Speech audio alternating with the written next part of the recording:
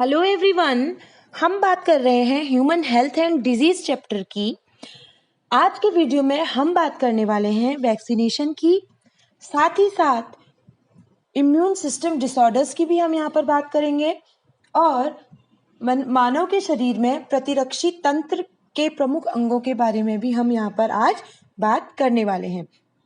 बच्चों, सबसे पहले हम बात कर लेते हैं टीकाकरण यानी वैक्सीनेशन की। बच्चों, सबसे पहले एडवर्ड जेनर ने टीकाकरण की क्रिया का यानी वैक्सीनेशन की क्रिया का उपयोग किया था। जेनर ने काउपॉक्स और स्मॉल पॉक्स के टीके का निर्माण किया, लेकिन जेम्स फिलिप नामक साइंटिस्ट ने किसी बच्चे में चेचक का टीका लगाया था। टीका यानी वैक्सीन जो शब्द है, वैक्सीन, इसका मतलब होता है काउ। ठीक है, अब आप रिलेट कर पा रहे होंगे, काउ पॉक्स के इलाज के समय टीके का यानी वैक्सीनेशन का आविष्कार हुआ, इसलिए उसे वही नाम दिया, यानी वैक्सीनेशन का मतलब होता है काउ। इसके बाद लुई पास्चर ने रेबीज और एंथ्रेक्स और मुर्गी में कॉलेरा के टीकों की खोज की। बच्चों, टीकाकरण यानी वैक्सीनेशन में क्या होता है, किसी इनएक्टिव या किल्ड रोगाणु को या फिर उससे उत्पन्न टॉक्सिन की बहुत थोड़ी सी मात्रा को शरीर में प्रवेश कराया जाता है, और जो ये थोड़ी सी मात्रा होती है या जो इनएक्टिव रोगाणु या मृत रोगाणु होता है, उसे ही हम टीका या वैक्सीन कहते हैं। बच्चों, टीके में डेड, वीक रोगकारक या रोगाणु होते हैं। जब किसी व्यक्ति को वैक्सीन लगाई जाती है तो ये इनएक्टिव प्रतिजन यानी एंटीजन भी जिसको कहते हैं, उस व्यक्ति के शरीर में प्रवेश करके एंटीबॉडीज के निर्माण को प्रेरित करते हैं। ये जो एंटीबॉडीज होते हैं बहुत लंबे समय तक शरीर को संक्रमण से बचाते हैं। हमने अपने पिछले वीडियो में बात की थी कि जो प्रतिरक्षी तंत्र होता है उसकी अपनी मेमोरी भी होती है। तो जो वैक्सीनेशन की जो मेमोरी होती है, उससे मेमोरी बी और टी सेल्स भी बनती हैं, जो अगली बार रोगजनक को यानी रोगाणु को अच्छे से पहचान कर दोबारा उसके लिए एंटीबॉडीज पैदा करती हैं, और ये एंटीबॉडीज फिर उस रोगाणु को खत्म कर देती हैं। इस प्रकार का वैक्सीनेशन कहलाता है एक्टिव वैक्सीनेशन। ठीक है, यानी एक्टिव इम्यूनिटी कहलाता है। लेकिन कई बार क्या होता है, कई बार बहुत सारे रोग ऐसे होते हैं जिसमें कई सारे घातक रोग ऐसे होते हैं जिसमें तुरंत एंटीबॉडीज की आवश्यकता होती है। तो उन बीमारियों के टीके कैसे होते हैं, उन बीमारियों के टीके में सीधे ही एंटीबॉडीज को या एंटीटॉक्सिन्स को शरीर में प्रवेश करा दिया जाता है। जैसे जहरीले सांप के काटने पर या फिर टिटनस में जो टीके लगते हैं, उनमें पहले से ही एंटीबॉडीज होते हैं, क्योंकि हमें उसमें तुरंत, वो बीमारियां इतनी घातक होती हैं कि उस बीमारी में हमें तुरंत ही एंटीबॉडीज चाहिए होते हैं। तो इस प्रकार के प्रतिरक्षीकरण को या इस प्रकार के इम्यूनाइजेशन को कहते हैं इनएक्टिव इम्यूनाइजेशन या निष्क्रिय प्रतिरक्षीकरण। इस प्रकार बच्चों, टीके लगाकर यानी वैक्सीनेशन करके जब हम इम्यूनिटी प्राप्त करते हैं तो उसको हम वैक्सीनेशन कहते हैं। बच्चों, अब टीके तीन प्रकार की पीढ़ियों में जनरेशन के हिसाब से उनको बांटा गया है। जैसे फर्स्ट जनरेशन के टीके वे हैं जिनमें जीवित या मृत एंटीजेंस का उपयोग करके जिनको बनाया जाता है, जैसे rabies, polio, typhoid, tetanus, diphtheria आदि के द्वारा।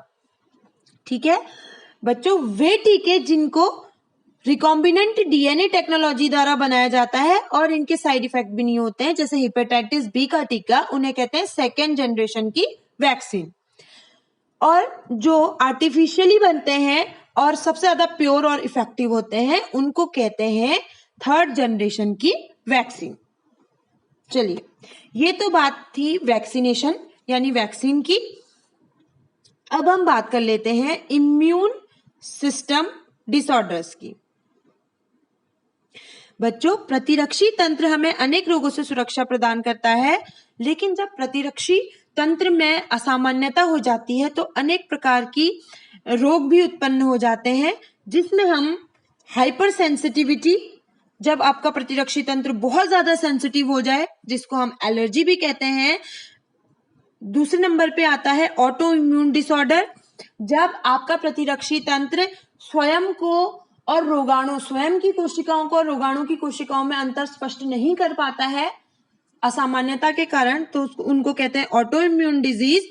और तीसरा प्रकार है इम्यूनो डिफिशियंसी डिजीज, जब आपका प्रतिरक्षा तंत्र कमजोर होता है तो भी अनेक प्रकार के रोग उत्पन्न हो जाते हैं। सबसे पहले हम बात कर लेते हैं एलर्जी की। बच्चों, एलर्जी को प्रतिरक्षा का साइड इफेक्ट भी कहते हैं। ये किसी एंटीजन के लिए प्रतिरक्षा तंत्र की हाइपर सेंसिटिविटी के कारण होता है, और जो कारक एलर्जी पैदा करते हैं उन्हें एलर्जेंस कहते हैं। और एलर्जी से दाने, खुजली, लालपन, सूजन आता है और मृत्यु भी हो सकती है। इस प्रकार से चकत्ते उठ जाते हैं, किसी को सूजन हो जाती है, मतलब जिससे किसी व्यक्ति को एलर्जी होती है उसे एलर्जेंस कहते हैं। किसी व्यक्ति द्वारा किन्हीं बाह्य कणों या पदार्थ के संपर्क में आने पर अति संवेदनशीलता जब हो जाती है, यानी आवश्यकता से अधिक आपका इम्यून सिस्टम काम करने लगता है, तो उसे एलर्जी कहते हैं। एलर्जी जो शब्द है उसका प्रयोग सबसे पहले क्लीमेंसन प्रेहर फॉन पिरके ने किया था। वे कारक जिनके कारण कोई व्यक्ति हाइपर सेंसिटिविटी शो करता है उसको एलर्जेंस कहते हैं। एलर्जेंस कौन कौन हो सकते हैं? जैसे धूल के कण, ठंड, गर्मी, पंख, इत्र, किसी को पराग कणों से होती है, किसी को कोई विशेष प्रकार की दवा, खुशबू, यानी एलर्जी किसी को कभी कभी अनेक प्रकार के खाद्य पदार्थों से होती है, जैसे बादाम से किसी को एलर्जी होती है, ठीक है। यानी एलर्जी आपके शरीर को किसी से भी हो सकती है। और एक्सट्रीम कंडीशन में आंखों में पानी आना, नाक बहना, सांस लेने में कठिनाई भी हो सकती है, ठीक है। और एलर्जी के कुछ विशिष्ट प्रकार की एलर्जी, जैसे हे फीवर, ठीक है। अस्थमा भी एक प्रकार की एलर्जी है, किससे? धूल के कणों से। एक्जिमा,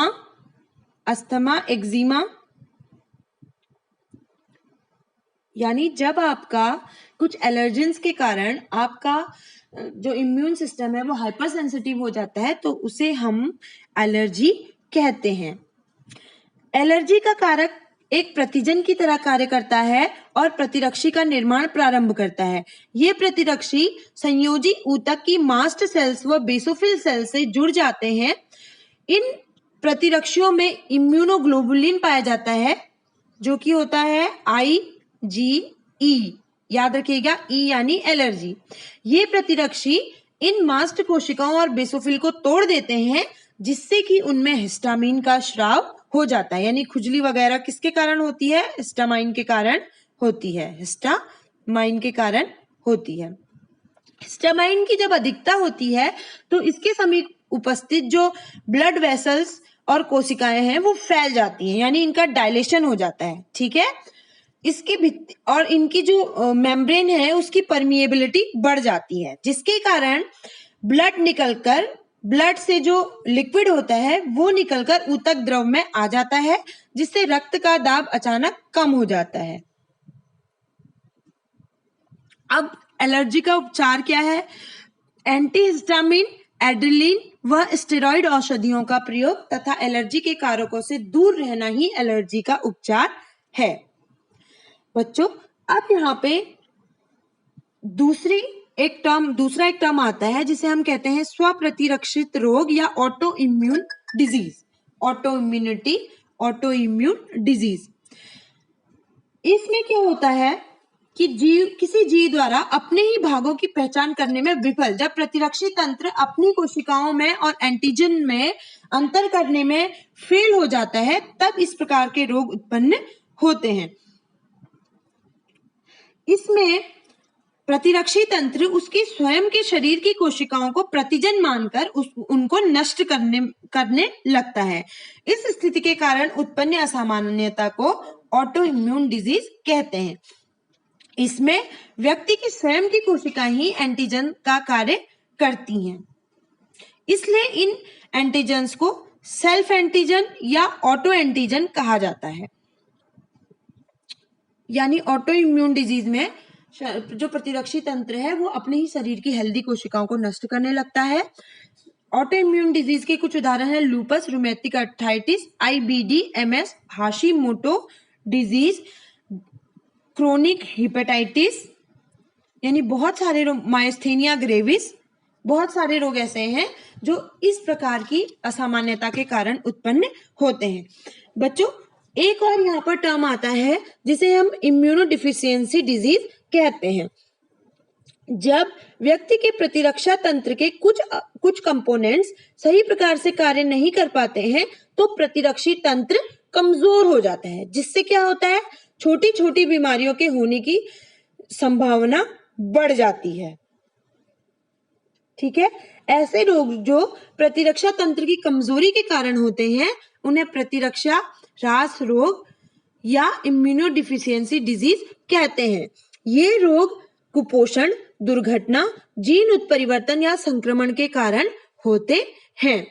मुख्य जो इम्यूनोडिफिशियंसी डिजीज है वो एड्स और सीवियर कंबाइंड इम्यूनोडिफिशियंसी SCID, ठीक है, ये कैसी हैं?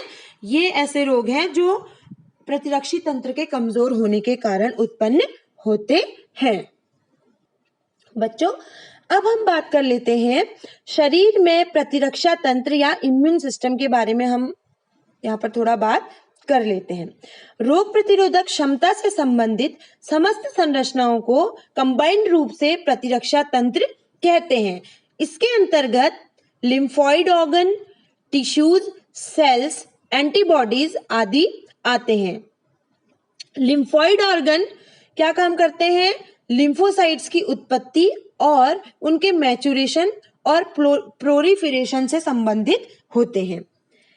वे अंग जहां अपरिपक्व इमेच्योर लिम्फोसाइट एंटीजन के प्रति संवेदनशील लिम्फोसाइट में डिफरेंशिएट होते हैं, उन्हें प्राथमिक लसिका अंग या प्राइमरी लिम्फोसिटिक ऑर्गन्स कहते हैं, जैसे बोन मेरो और थाइमस।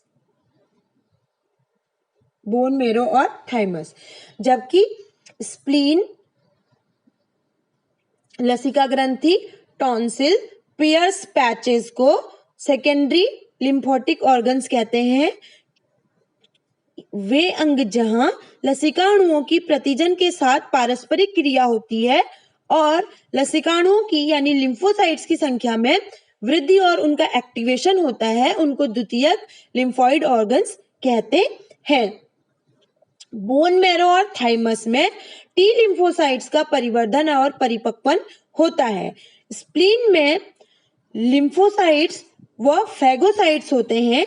ये ब्लड में उपस्थित एंटीजन्स को फंसाकर रक्त को छानने का काम करते हैं। इसमें आरबीसी का बहुत बड़ा स्टोरेज या भंडार होता है। लसिका ग्रंथियां लसिका तंत्र में अलग अलग स्थानों पर छोटी ठोस गांठों के रूप में पाई जाती हैं। इनमें लसिका व ऊतक द्रव्य में पाए जाने वाले एंटीजन्स को फंसा लिया जाता है। इन प्रतिजनों से लसिकाणुओं का एक्टिवेशन तथा प्रतिरक्षा की अनुक्रिया होती है। जो हमारे प्रमुख पासेज हैं जैसे श्वसन, पाचन, यूरिनोजेनिटल पासेज की जो वॉल्स होती हैं अंदर की ओर, उनके अंदर की ओर लिम्फॉइड टिश्यूज होते हैं जिनसे श्लेष्मा संबंध लसिकाभ, जिनको श्लेष्मा संबंध लसिकाभ या MALT mucosal associated lymphoid tissue कहते हैं। ये जो टिश्यू है मनुष्य के लिम्फॉइड टिश्यू का लगभग 50% होता है। ये देख लीजिए बच्चों, ये लसिका तंत्र है जो कि ह्यूमन शरीर के जो प्रतिरक्षी तंत्र है उसमें महत्वपूर्ण भूमिका निभाता है। थाइमस, लसिका वाहिकाएं और लसिका ग्रंथियां ये छोटी छोटी गांठों के रूप में पाई जाती हैं। बच्चों, आज के वीडियो में हमने बात की एलर्जी की, ऑटो इम्यून डिजीज की, इम्यून डिफिशियंसी डिजीजेस की, और साथ ही में साथ हमने शरीर के प्रतिरक्षा तंत्र के अंगों को समझने की यहाँ पर कोशिश की। अब हम आगे की बात करेंगे अपने नेक्स्ट वीडियो में।